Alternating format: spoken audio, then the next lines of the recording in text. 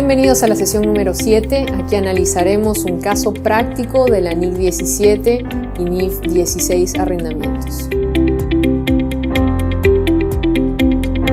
Bien, analizaremos en forma práctica lo que hemos visto en la teoría, cómo aterriza los conceptos de arrendamientos que establecen las normas contables y cuál es la perspectiva tributaria en números, ¿verdad?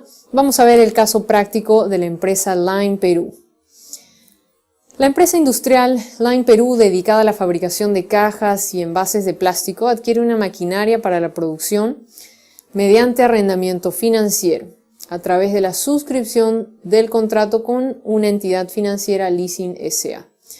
El contrato tiene las siguientes características. Su fecha de inicio es el 1 de enero de 2015. La fecha en que adquiere el derecho a utilizar ese activo es el 2 de enero. Esto es importante saber. Esto va en la vida real. Esto se da con la firma del contrato y la aceptación por parte del banco y de la empresa que está adquiriendo el bien. A su vez, se materializa con la facturación que haga el banco, la empresa al banco y viceversa. La cuota anual de arrendamiento la vemos ahí, ya nos dan de dato cuál es la cuota que debe pagarse periódicamente. La tasa de interés es anual, 12%, la opción de compra es 6.000 y el valor razonable de la maquinaria, que es materia de leasing, es 600.000 soles. Los años del contrato son 5 años. Veamos entonces. La vida útil estimada para esta maquinaria es de 10 años y se aplica el método de línea recta. No obstante, para fines tributarios, la empresa Line Perú decide aplicar la depreciación acelerada, ese régimen especial que permite la norma, durante el plazo del contrato. Entonces veremos cuál es el tratamiento contable y los efectos tributarios. En primer lugar, para efectos de la aplicación de la norma contable sabemos que debemos realizar el reconocimiento y medición inicial, y que también existe un reconocimiento y medición posterior. Veamos entonces el inicial. Al comienzo del plazo del arrendamiento, el arrendatario va a reconocer en su estado de situación financiera, como vimos en la sesión anterior, un activo y un pasivo por el mismo importe, igual al valor razonable del bien arrendado, o, dice la norma, al valor presente de los pagos mínimos por el arrendamiento, y si este fuera menor va a determinar el valor presente, determinados al inicio del arrendamiento. Aquí ya nos establece una condición la norma, que para expresar el costo al que se va a incorporar en el estado de situación financiera este activo, debemos comparar el valor razonable del bien versus el valor presente, el menor, y considerar este para su reconocimiento inicial y medición inicial en el estado financiero. Al calcular el valor presente, dice la norma también, el párrafo 20 de la norma, se tomará como factor de descuento la tasa de interés implícita en el arrendamiento, siempre que sea practicable determinarla. Normalmente cuando uno contrata con el banco es posible tener este dato, la tasa de descuento, y debemos tomar la tasa de costo efectivo, ¿verdad? La tasa de costo efectivo para el contrato de arrendamiento. De lo contrario, dice la norma, si no fuera posible determinarla, se utilizará la tasa de interés incremental de los préstamos del arrendatario. Cualquier costo directo inicial se añade al importe reconocido como activo, si es que lo hubiera. Esto de acuerdo a los alcances de la NIC 17. El reconocimiento y medición inicial, a su vez, establece que el comienzo del plazo del arrendamiento es la fecha a partir del cual el arrendatario tiene el derecho de utilizar el activo arrendado. La norma contable es bastante precisa en ese sentido. La determinación del valor presente, como habíamos dicho, es a través de la aplicación de la fórmula de valor presente para una serie de pagos vencidos. Como vemos ahí, se calcula los pagos, el valor presente de los pagos a realizar durante el arrendamiento, las cuotas fijas, más el valor presente de la opción de compra. Entonces debemos tener en cuenta tanto el valor del contrato como el valor de la opción de compra. Aplicando esta fórmula es que podemos determinar ese valor presente. BP, como vemos aquí, es valor presente, I es la tasa de interés y N es el tiempo. Para efectos de reconocer, para efectos de calcular el importe al que vamos a reconocer contablemente, tomaremos entonces, calcularemos el valor presente, para lo cual tomamos el importe de la cuota por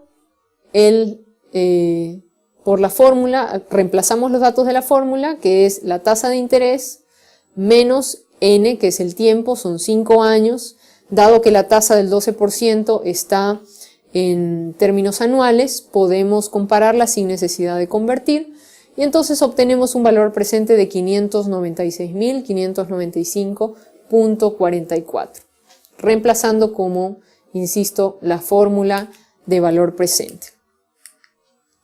Para hallar el valor presente de la opción de compra, que la norma también establece que debemos hacerlo, se usa la fórmula de valor presente de una imposición, es decir, la fórmula general del valor presente, que es esta en su forma más elemental. Reemplazamos los datos, tenemos que N, en el caso de la potencia, de acuerdo a la fórmula está en la potencia N, son 5 años y la tasa es 12% anual, obteniendo un importe de 3.404.56 como valor presente de la opción de compra. Comparamos, de acuerdo a cómo dice la norma, el valor razonable de la maquinaria y el valor presente de la cuota más opción de compra. Si nosotros nos damos cuenta, el valor presente que encontramos partiendo del valor del contrato es 596.000, y si sumamos los 3.404 que obtuvimos por el valor presente de la opción de compra, nos da exactamente los 600.000, que es el importe del valor razonable de la maquinaria. Como no hay diferencias, entonces vamos a reconocer por ese valor el activo. El asiento contable sería cargo a la cuenta 32 con abono a la cuenta 45 de obligaciones financieras. A su vez, como mencionábamos, la norma establece que debe realizarse una medición posterior para el activo fijo del arrendatario. El párrafo 25 señala que cada cuota se divide en 2 partes. Y esto también lo habíamos mencionado en la sesión anterior. Las cargas financieras y la reducción de la deuda viva, o llamado de otra manera, el capital, ¿verdad? El gasto financiero y el capital. La carga financiera se distribuirá entre los periodos que constituyen el plazo de arrendamiento, ¿sí? Los intereses son capitalizables por todos los periodos que dure el contrato, y se va a obtener una tasa de interés constante en cada periodo sobre el saldo de la deuda pendiente de amortizar. Los pagos contingentes se van a cargar como gastos en el periodo en que sean incurridos, caso de demoras, caso de retrasos en el pago, etc. El cronograma de pagos, que también lo podemos obtener o bien del banco o nosotros construir uno, está a continuación aquí. Los años del contrato son 5. Este es un cronograma de amortización de cualquier tipo de deuda. En finanzas es una herramienta muy conocida. Tenemos el saldo en primer lugar. En la primera columna partimos de los 600.000, que es el valor del contrato y es el valor razonable de este bien. Calculamos el interés, que no es otra cosa que la aplicación al saldo de la tasa de interés 12% anual. La cuota constante la teníamos de dato al inicio. Este importe ya fue calculado por el banco en su defecto, o podemos calcularlo, también hay que aplicar otra fórmula financiera para determinar la cuota, ¿verdad? Pero ya tenemos en este caso como dato es 165.501. La amortización será la diferencia entre la cuota menos el interés. Llamémosle, o mejor dicho, se llama el capital, la porción de capital, porque la cuota constante tiene una porción de capital y una porción de interés. Como vemos, el capital es 93.000 y el interés es considerablemente alto. A partir de esta cuota se desprende el IGB. El IGB es el cálculo de la cuota constante por el 18%. Y esto es lo que vemos plasmado en las facturas que emite mes a mes el banco en un leasing. Emite una factura mensual y tenemos un IGB calculado. Simplemente que lo estamos mostrando como parte del cuadro de amortización, del cronograma de pagos, ¿verdad? Este IGB, como mencionábamos, es crédito fiscal. Tenemos derecho a utilizar el crédito fiscal para el caso del arrendatario. Y la cuota total pues sería la suma de la cuota constante más el IGB calculado. Así sucesivamente vamos tomando para el siguiente periodo del año 2 el saldo que quedó en el periodo anterior, que es la diferencia entre el saldo menos la amortización del principal. Así hallamos el saldo del siguiente año, saldo inicial del año 2. Y hacemos el mismo cálculo consecutivamente por cada línea, por cada año. A su vez, en la parte inferior podemos ver que sumamos la opción de compra en el cronograma de pagos, porque debemos considerarla para determinar el importe total del contrato, con su respectivo IGB discriminado. Tenemos entonces los asientos. El asiento por el pago de la primera cuota, cargo a la cuenta 45, a la cuenta 67 por los intereses, a la cuenta 40 por el IGB y abono a la 10 porque estamos realizando el pago de la cuota, los 195.000 que habíamos visto calculados aquí. A su vez, determinamos y contabilizamos la depreciación. De acuerdo a los datos iniciales, habíamos visto que la depreciación era lineal en base a la vida útil del bien y por ende si la base contable, si el valor del bien era 600.000 dividido entre los años de vida útil, tendríamos una depreciación anual de 60.000. El asiento sería 68, cargo a la 68 con abono a la 39. No obstante, durante los años 2 al 5 se realizarían los mismos asientos contables considerando que los intereses del cuadro del cronograma de pagos y la depreciación se realizará hasta finalizar la vida útil del activo, 10 años. Es decir, de los años 2 al 5 va a haber una igualdad, digámoslo así, ¿no? Esto debido a que la empresa ha elegido el régimen especial, la depreciación acelerada. Finalmente contabilizamos la opción de compra para efectos contables al quinto año, 45-40 contra la 10, abono a la cuenta 10 por el importe de la opción de compra más IGB. Finalmente, para efectos contables, una vez culminado el contrato, transferimos el activo de donde está contabilizado, reclasificamos de la cuenta 32 de arrendamiento, lo reclasificamos a la cuenta 33, siendo ya parte de el activo de propiedad, planta y equipo en sí de la compañía, porque ya se ejerció la opción de compra, es decir, ya se pagó simbólicamente por el importe, por el valor en sí del bien, por la propiedad del bien. Para efectos tributarios, como mencionábamos en la parte teórica de la norma, el decreto legislativo 299 dispuso que el arrendamiento financiero se registra de acuerdo con las NIF. Por lo tanto, en aplicación de esta norma, el arrendatario reconoce el bien como un activo, como habíamos mencionado. Con relación a la depreciación, el arrendatario puede optar o bien por una tasa de depreciación en función a los años de contrato, siempre que cumpla con los siguientes requisitos. Es decir, este régimen especial está sujeto a condiciones. ¿Cuáles son?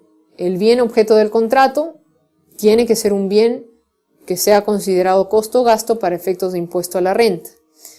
Es decir, para esto deberá cumplir con los requisitos de la ley del impuesto a la renta para ser un gasto deducible, que sea destinado, como habíamos visto, que sea necesario, que sea un gasto causal, necesario para las actividades, para mantener la fuente productora de la renta, ¿no? Y cumplir con los demás criterios que establece el principio de causalidad. A su vez, otra condición para usar este régimen especial de depreciación acelerada es que deben utilizarse exclusivamente en su actividad empresarial. No lo puede tener un socio, no lo puede tener un tercero. Debe ser destinado para la actividad de la empresa. Se supone que una empresa contrata un leasing a fin de adquirir un bien que va a ser destinado a su operatividad. Debe tener una duración mínima de 2 años para bienes muebles y 5 años para bienes inmuebles. Y la opción de compra solo puede ser ejercida al término del contrato. Estas son las condiciones para poder utilizar este régimen especial de depreciación. Tenemos entonces aquí el cálculo de la depreciación tributaria. La empresa Lime se acoge tributariamente a la depreciación acelerada, por lo tanto determinará el gasto por depreciación considerando los años de duración del contrato, es decir, 5 años. La base depreciable sería la misma, 600.000, el valor razonable de la maquinaria, y los años del contrato son 5, por lo tanto el porcentaje de depreciación sería 20%. La depreciación anual tributaria entonces sería 120.000 soles. Como la empresa cada año tendrá contabilizado en libros solo la depreciación contable, como ven aquí en el cuadro, depreciación contable está en función a los años de vida útil, 10 años, entonces la depreciación tributaria, que está de acuerdo a los años del contrato, será solamente 5 años, hasta el 2019, generando una diferencia temporal que se va a mostrar como parte del impuesto a la renta diferido, porque vía DJ anual vamos a poder deducir la depreciación tributaria en 5 años, mientras que contablemente vamos a seguir teniendo una depreciación. Si bien vamos a tener una deducción los primeros años, luego tendremos una adición por estas diferencias. Si la empresa que adquiere un activo fijo mediante arrendamiento se acoge a la depreciación acelerada, determinará el gasto por depreciación en función a los años que dure el contrato, mientras que contablemente, como decíamos, lo hará de acuerdo a la vida útil. Esta diferencia se concilia aplicando la NIC 12 y reconociendo el impuesto a la renta diferido aplicado. Bien, este ha sido el caso práctico. Muchas gracias. Cualquier consulta, nuevamente reiteramos, pueden hacerlo a través de la opción consultas en la plataforma Pagos. Muchas gracias.